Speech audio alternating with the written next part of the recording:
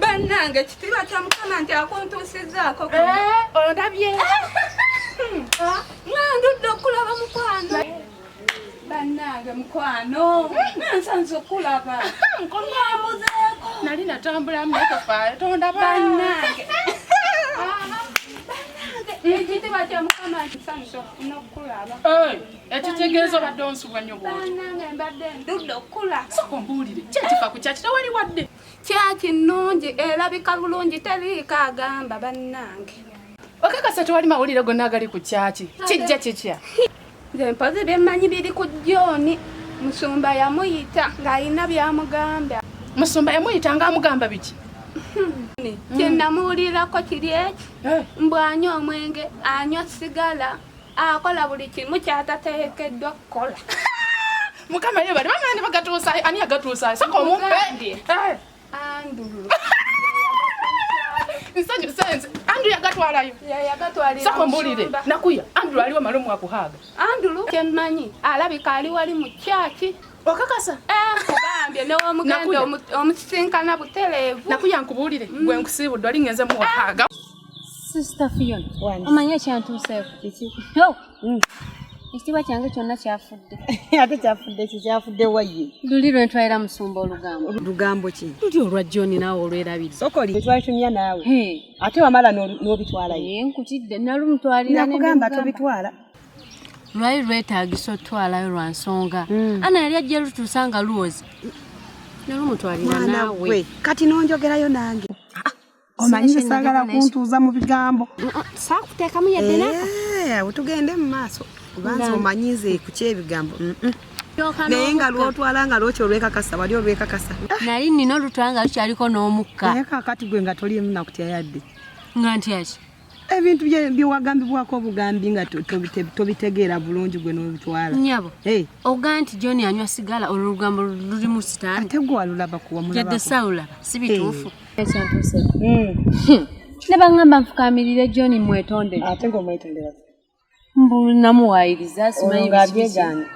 Yabyegaana ssebo.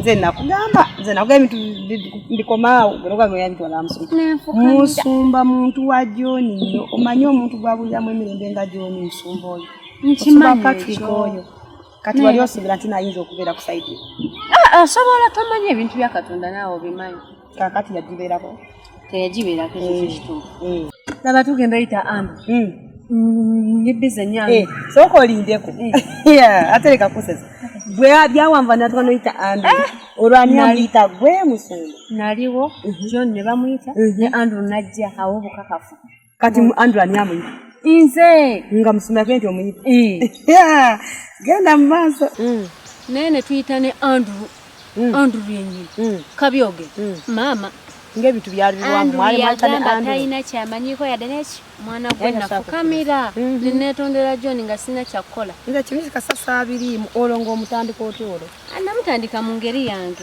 mu busungu obungi obw'ekitalo nafukamira nze nanneesunguswa neweetondera John neetondera John namwetondera naye nga manye wafulumira ebweru musse musumba yali mutuufu kubanga John baba yabyegaana kakati ate nawe wawulira biwulire wali tobindako bukakafu yali mutuufu naye mwana gwe neetonda mu busungu obw'ekitalo nga nfa kino gukinzita ng'owulira ofa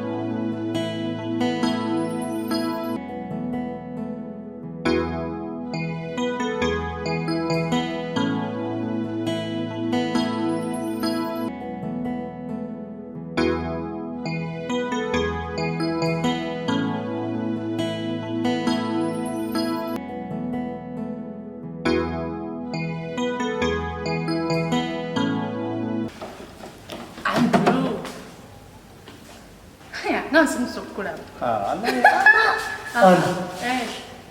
Bulijjo wanyabo. Natambula mponda. Naye ma tewaleko nkoze. Bagamba ebisenge birina amatu. Tufulume kuba twetaaga okwogera. Nange nina gempulidde wegabanga geego tugende. Bonna oli musanyufu naye nze siri musanyufu n'aba. Kiba kinyiza nze byangu wabitu.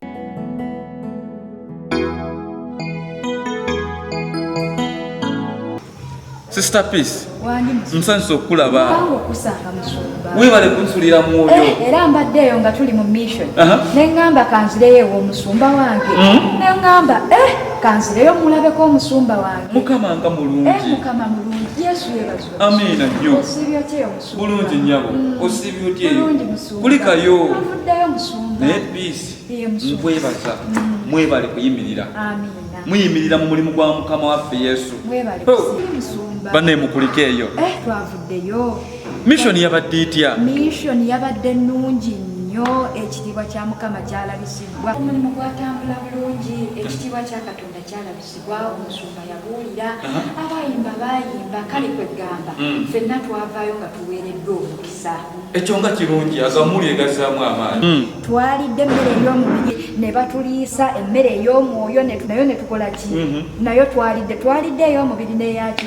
Kwegamba twavuddeyo nga ffenna tujjuzibwa.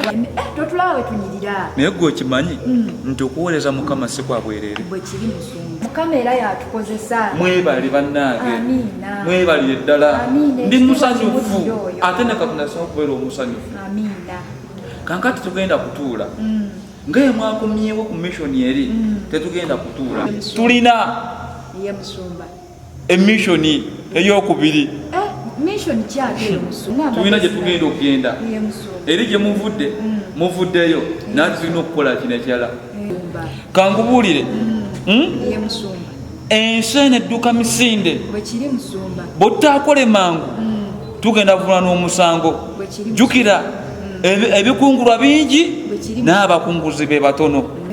Tulina enteekateeka endala ey'okubuulira enjiri.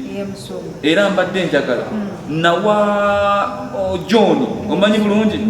John namu obuvunaanyizibwa okukola ku bintu byonna, akole ku bayimbi, akole ku byentambula, alabe abagenda okulira praise, buli kimu namuwa obuyinza. Ati mbadde njagala nga bw'okomyewo naawe ogende mukwatagane ne John. Omulimu gwa Mukama tulina okukola. Ogende ne John, mukwatagane ne John, mulabe nga mukola ebintu ebyo. Alabe abayimbi, abakulira entambula, abakulira ebyokulya, abakola buli kimu kyonna, buli department yonna alabe nga etesitese bulungi nnyo. Omuyambeko. Peace owulidde? Ompulya mukwatagane nani? Kati ku lunaku olwokusatu tugenda kusinkana twogerezeganye tulabe bwe kigenda bwe kitambula ne kigenda okuggwera nga tweteekateeka olwa mission eddako. N'asanyuka nga mbasanze John mugambe ku saa 9 abantu bakuŋŋaanye abavubuka bonna tubeerewo nga tweteekateeka olw'omulimu ogenda okuddako. Mukama akuwa omukisa. Amiina. Mukwano tukwebaza webale kulaba Awakening Films. Tugenda kubakolera films endala nyingi nnyo ezinyuma. Jjukira firimu zino tuzikola olw'okugulumiza obwakabaka bwa Katonda n'okugolokosa abantu baddeyo bafune okwagala kwa Kristo munda mitima gyabwe. Kati tubadde tukusaba otukolere ekyomuwendo osubscribinge ku channel yaffe, ate bw'omala okubirizeyo abantu abalala lwakiri 5 oba 10 oba 2 basobole okusubscribinga ku channel yaffe. Kigenda kutuyamba okwongerayo guno mulimu mu maaso tugutwale ku level endala olwo Kristo agulumizibwe. Tukyakolera firimu endala nyingi nnyo ezinyuma, n'olwekyo subscribinga ku channel yaffe ojja kubeera ng'ofuna buli firimu yonna gye tuteekayo. Mukama kuwa omukisa, Mukama kole bulungi.